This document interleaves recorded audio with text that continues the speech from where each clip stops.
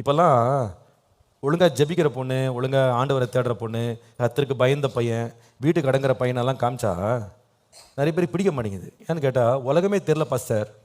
இப்போ உலகம் தெரியணும்னா அவன் என்ன பண்ணணும்னு நீங்கள் எதிர்பார்க்குறீங்க? உலகமே தெரியல அவன் பையனுக்கு.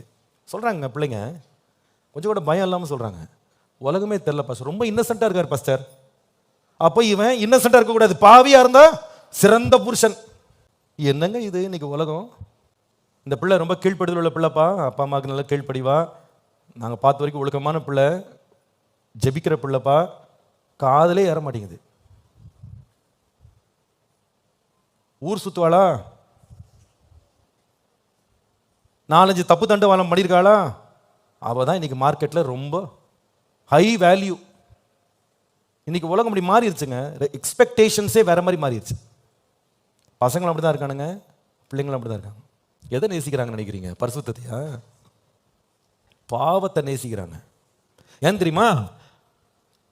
தான் தேடுகிற பெண்ணோ பையனோ ஏற்கனவே பாவத்தை ருசித்தவனாக இருந்தாதான் தங்க பாவத்தை தொடர்ந்து நடத்த முடியும். அப்படி ஆயிடுச்சு இன்னைக்கு சொசைட்டி.